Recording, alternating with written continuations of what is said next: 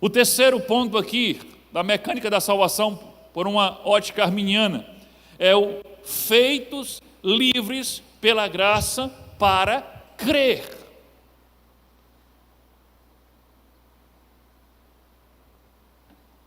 Fomos feitos livres pela graça de Deus, com o objetivo de crer nele. Querido, aqui existe um grande equívoco sobre o arminianismo. Muitos que criticam o arminianismo dizem que o arminianismo defende um livre-arbítrio absoluto do homem. Dizem que o arminianismo defende que o ser humano tem um livre-arbítrio. Ele é completamente livre para fazer o que quiser, quando quiser, na hora que quiser, e Deus torna-se um capacho dele. Isso não é verdade. O arminianismo não defende isso, porque a Bíblia não diz isso. Queridos, Deus nunca deu um livre-arbítrio absoluto ao homem, nunca. Mesmo no jardim do Éden, Adão e Eva não tinham livre-arbítrio absoluto, liberdade absoluta, não, de forma alguma. Adão não pôde escolher ser ou não criado. Deus decretou, decidiu na sua soberania e criou o homem, criou Adão.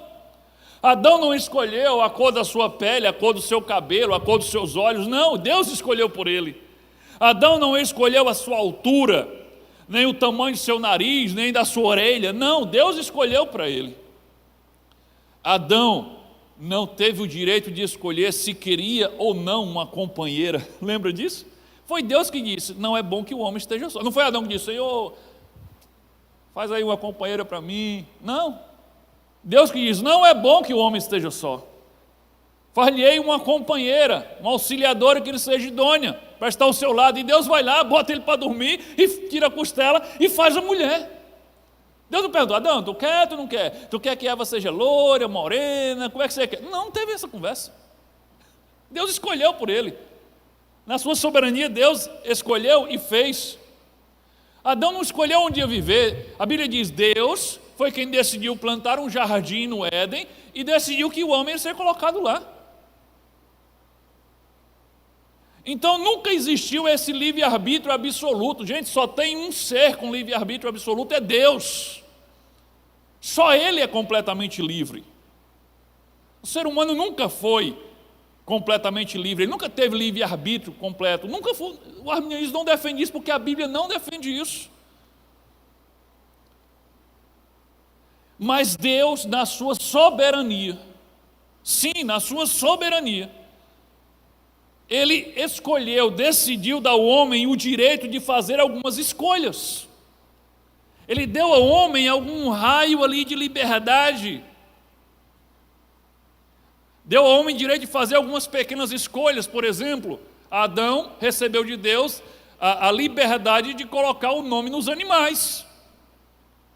Deus não decretou que ele escolheria botar o nome naquele bicho listrado de girafa. A gente também nem sabe se foi esse o nome que ele colocou, né? Pode ter se perdido ao longo do tempo e o pessoal mudado. Mas Deus deu a ele liberdade, escolhe, bota o nome aí nos bichos aí. Deus deu ao homem liberdade de Adão dar o nome de Eva. Você sabia que foi Adão que deu o nome Eva? Foi. Lá está escrito. E Adão disse, chamarás Eva porque serás a mãe de toda a humanidade, ou de todos os homens. Então, Deus deu a Adão um certo nível de liberdade para fazer escolhas. Gente, Deus não decreta cada escolha que você faz. Deus está no controle de tudo. Tudo depende da sua permissão. Mas Deus nos dá uma certa dose de liberdade para tomar decisões. E é isso que nos torna responsáveis diante de Deus. Agora, Deus deu ao homem o direito, Deus escolheu, não foi o homem que se rebelou e disse, esse direito é meu. Não, foi Deus que disse, eu vou dar a você a liberdade de fazer a escolha mais importante da vida do homem. Adão não pôde escolher a sua altura, o tamanho do seu nariz, nem da sua orelha, a cor do seu cabelo. Mas Deus deu a ele, Deus na sua soberania escolheu dar a ele a liberdade de escolher sobre o seu relacionamento com o Criador, com Ele mesmo, Deus. Deus disse a ele: olha, aqui tem duas árvores, tem a árvore do conhecimento do bem e do mal, que vai levar à morte, tem a árvore da vida, que leva à vida. Eu digo a você: não coma dessa árvore do bem e do mal, do conhecimento do bem e do mal. Se você comer, você vai morrer, você vai ser separado de mim. Mas Deus não botou um anjo com uma espada lá proibindo, nem botou uma cerca elétrica. Deus deu a ele a liberdade de escolher. Escolher sobre o relacionamento dele com o Criador, se ele queria obedecer a Deus e viver em comunhão com Deus, ou se ele queria desobedecer a Deus e ser separado de Deus. Foi Deus quem, na sua soberania, deu ao homem essa liberdade. O livre-arbítrio que Deus deu ao homem não foi um livre-arbítrio absoluto, foi um livre-arbítrio limitado, principalmente nesse caso para crer ou não crer, para obedecer ou não obedecer. Isso não afeta a soberania de Deus, porque isso foi permitido, isso foi ordenado inclusive por Deus. Gente, pensa comigo, você é pai ou você é mãe, você tem autoridade sobre seu filho. Eu sei que isso não é muito comum nos dias de hoje, mas vamos fingir que você tem. Então você tem autoridade sobre seu filho. Quem governa é você. Mas chega em determinado momento que você diz assim, chega o dia do aniversário do seu filho, aí você diz assim: vem cá, eu vou te dar duas opções de presente para você escolher. Esse ou esse? Aí seu filho diz: eu quero esse. Você diz: olha, eu acho que esse aqui é melhor, mas você escolhe. Aí seu filho: não, eu quero aquele. Está certo, eu acho que esse aqui é melhor, mas já que você quer esse, eu dei a você a liberdade de escolher, então está aqui o presente. Isso anulou a sua autoridade sobre seu filho? Isso quer dizer que seu filho passou por cima da sua autoridade? Não, porque você, na condição de autoridade, escolheu conceder a ele a liberdade de escolher entre duas coisas. Foi isso que nós vimos na mensagem passada. Deus disse: olha, coloco diante de vocês a morte e a vida, a bênção e a maldição. Eu aconselho que escolham a vida e a bênção. Mas Ele deu a nós a liberdade de escolher. Isso não torna Deus menos soberano, não. Deus é soberano e Ele escolheu na sua soberania nos dar essa liberdade. E por que Ele nos deu essa liberdade? Porque Deus não queria relacionar-se com robôs de carne. Deus não queria ser amado por pessoas que não tivessem a opção de não amá-lo. Deus queria relacionar-se com pessoas semelhantes a Ele, feitas a sua imagem e semelhança, livres para escolher. Ele queria ser amado com amor de todo o coração, de toda a alma e de todo o entendimento.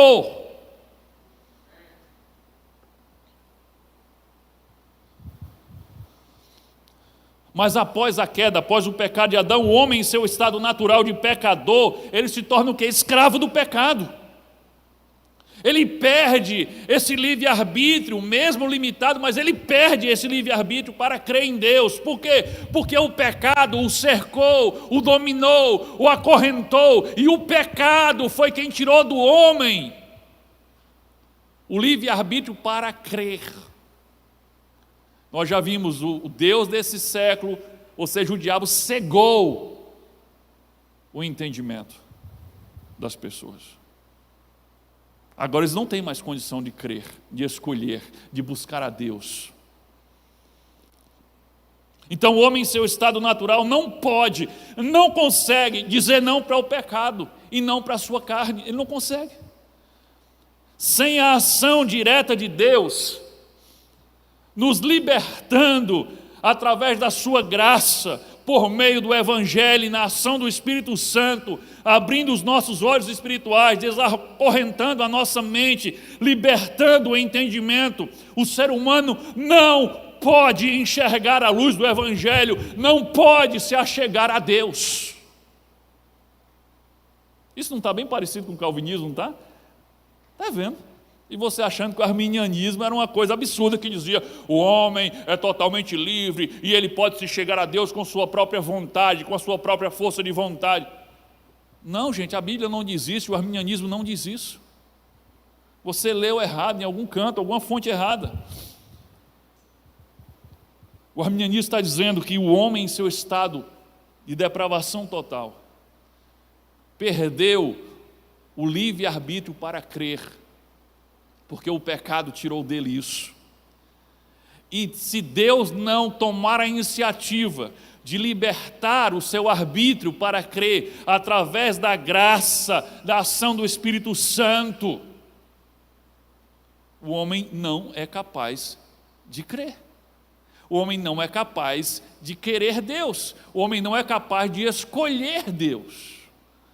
E essa graça que possibilita o homem a crer, o arminianismo chama de graça preveniente, ou graça preparatória, que nós vimos na mensagem passada. Se você não estava, assista lá no canal no YouTube. Então essa graça preveniente, prévia, antes, preparatória, é simplesmente a graça derramada por Deus através do Evangelho, com a ação do Espírito Santo, que chama o homem, ilumina o homem, capacita o homem pecador a voltar a ver e ouvir a Deus. Essa graça, ela precede a conversão. É aí que há uma diferença. Os nossos irmãos calvinistas, eles acreditam que Deus regenera, salva a pessoa, e aí por isso ele é capaz de querer Deus e crer em Deus. O arminianismo entende que Deus derrama uma graça salvadora sobre todos. E essa graça é expressa principalmente por meio do Evangelho, da ação do Espírito Santo, que ilumina a todos, dando a eles de novo a possibilidade de ver e crer. O livre-arbítrio para o arminianismo não é o homem ser capaz de buscar a Deus por conta própria, com sua própria força. O livre-arbítrio é, na verdade, o arbítrio liberto pela graça para crer. É esse arbítrio liberto pela graça que torna o homem responsável por sua eventual condenação e digno de ser julgado. Porque aqueles que serão condenados, eles não serão mais condenados por causa que Adão pecou, mas porque eles também foram e tiveram a mesma oportunidade de Adão de escolher a Deus, mas escolheram o pecado como Adão escolheu. Isso os torna responsáveis pela sua condenação, e não ato de um decreto de Deus. Ou seja, a salvação, segundo o arminianismo, depende totalmente da graça de Deus sendo lançada sobre todos e alcançada por meio da fé. E essa fé que possibilita você alcançar essa graça, ela também não é uma coisa que você tem, não é uma coisa que você gera. Essa graça, ela também é uma dádiva de Deus, e ela é concedida através da proclamação da palavra de Deus, que é o Evangelho. Não é isso que diz Romanos 10, 13, 14, olha só, e também 17, porque todo aquele que invocar o nome do Senhor será salvo. Como, pois, invocarão aquele em quem não creram? E como crerão naquele de quem não ouviram falar? E como ouvirão se não houver quem pregue? Consequentemente, ele diz, a fé, de onde é que vem a fé? A fé é resultado da minha força de vontade. A fé é porque eu sou melhor do que você que não crê. Não, aqui diz assim, a fé vem pelo ouvir a mensagem. A mensagem é ouvida mediante a palavra de Cristo. Em outras versões, a fé vem pelo ouvir, o ouvir pela palavra de Deus. Então observe, a salvação é pela graça. Você já ouviu isso, né? Por meio da fé. Essa fé não é coisa sua, não é uma coisa que você tem porque você é melhor do que os outros. Não, essa fé é disponibilizada também pela graça, por meio do Evangelho, da palavra de Deus. Ou seja, queridos, é Deus quem inicia e é Deus quem completa o processo da salvação. A única ação do homem é aceitar e crer. E ele só pode fazer isso depois de ser capacitado pela graça de Deus. Mas nesse ponto, os nossos irmãos calvinistas, eles protestam contra o arminianismo.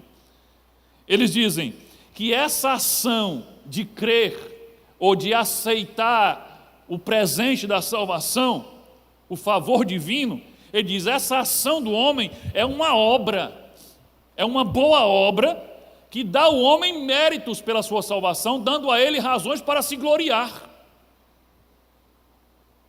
da sua salvação. E é isso que não entra na minha cabeça de jeito nenhum. Para mim isso vai contra a lógica, porque a ação do homem é apenas uma resposta à iniciativa de Deus. A ação do homem pode ser resumida em uma não rejeição do favor divino, que está sendo oferecido de graça. Isso não torna o homem merecedor da salvação, isso não dá ao homem méritos por sua salvação. O fato de podermos recusar ou aceitar a graça divina não nos torna os nossos próprios salvadores, não, de forma alguma. Pense comigo. Imagine que hoje aqui eu dissesse para vocês: irmãos, eu tenho um presente para vocês. Quem me procurar lá no meu escritório, gente, isso é só uma brincadeira, tá? Não vão lá depois do culto, não. Para isso, né? Então, quem me procurar depois do culto, lá no meu escritório, vai receber um envelope com um presente de R$100.000. A maioria vai pensar: que conversa é essa? Isso deve ser uma pegadinha. Onde é que esse liso vai ter condição de dar R$100.000 para cada pessoa que for lá? Essa conversa, nem vou lá, vou perder meu tempo não. Deve ser alguma pegadinha. Mas alguns poucos vão acreditar na minha palavra, acreditar na minha promessa, e após o culto vão me procurar. E então eu vou entregar a eles um envelope com R$100.000. Eu pergunto: esses poucos que me procuraram, que acreditaram na minha palavra e na minha promessa, me procuraram e receberam os 100 mil, eles podem se orgulhar e dizer que esses 100 mil é fruto do trabalho deles? Eles podem dizer que eles são merecedores desses 100 mil reais? Faz sentido para você isso? Claro que não. Eles não deram um prego na barra de sabão por esses 100 mil. Esses 100 mil não foram adquiridos com os esforços deles, nem com o trabalho deles. Não.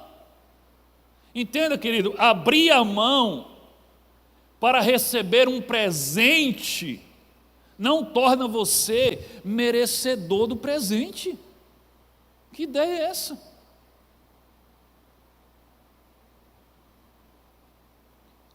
Aceitar não é a mesma coisa que merecer.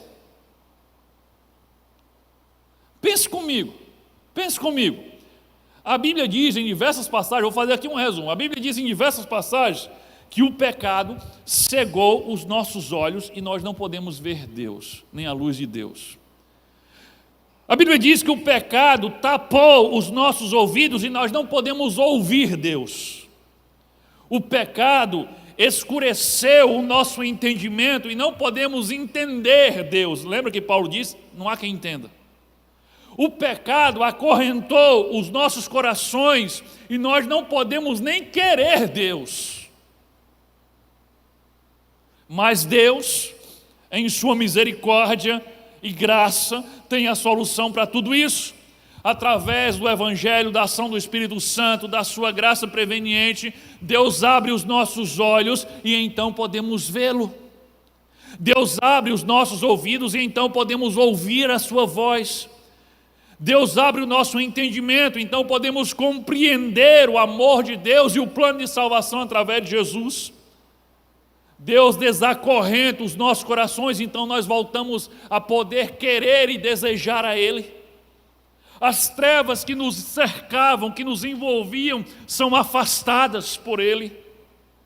O diabo que nos segurava, que nos arrastava, tem as suas mãos retiradas de cima de nós. E tudo que Ele pode fazer quando estamos sendo expostos ao Evangelho e sendo iluminados pelo Espírito Santo, tudo que Ele pode fazer é o que a serpente fez com Eva. É tentar seduzir, é tentar convencer, é mentir para você, é colocar dúvida no seu coração, mas ele não pode mais segurar você, ele não pode mais impedir você de ir para Deus. É por isso que Jesus diz: as portas do inferno não prevalecerão contra a igreja, porque o diabo não pode impedir o avanço da igreja, ou seja, que nós venhamos a quebrar a porta do inferno e tirar os perdidos de lá. E então Deus dá a você, restaura o seu arbítrio para crer, devolve a você a possibilidade de livremente escolher a Ele, e então, por causa de tudo isso que Deus fez, você escolhe correr para Deus. E quando você escolhe, Ele vai colocar você no colo, e o diabo não terá mais domínio sobre você, e nem o pecado terá mais domínio sobre você. Então eu pergunto, considerando tudo isso, você ainda pode dizer que tem méritos nessa salvação? Você ainda pode ter a cara de pau de dizer que foi por suas obras que você foi salvo? Claro que não. Claro que não. Queridos, a fé não é uma obra. A fé, você creu, então isso é uma obra. Não, a fé não é uma obra. O apóstolo Tiago, na sua carta, no capítulo 2, ele faz uma clara distinção entre fé e obras. Ele diz, inclusive, que a fé tem que caminhar junto com as obras, mas são duas coisas diferentes. A fé não é uma obra sua. A fé não possui mérito nosso. Ela é uma dádiva de Deus, ela vem pelo ouvir a palavra de Deus. A fé, sabe o que é a fé? A fé é o abrir de uma mão vazia para receber um presente de graça. Copiou? A fé é o abrir de uma mão vazia para receber um presente de graça, e um presente que você jamais poderia pagar. A graça vem antes da fé. Antes de você crer, Deus agiu com a graça, abrindo seus olhos, destapando seus ouvidos, desacorrentando seu coração, clareando a sua mente. Só depois você pode crer. Entenda, o mérito da salvação é todo de Deus, nunca é nosso. E o texto que você já sabe de qual é Efésios 2, de 8 a 9, está na tela, coloca na tela. Pois vocês são salvos pela graça, por meio da fé. Mas tenha calma, não se aveste em se gloriar não. Ela diz, e isso não vem de vocês. Isso o quê? Gente, tudo, a salvação, a graça, a fé, tudo vem de Deus, tudo é dom de Deus. E ele deixa mais claro ainda, não por obras, não vem de obras, para que ninguém se glorie. Querido, nenhum salvo, seja ele calvinista ou arminiano, tem de que se gloriar da salvação que recebeu. Amém?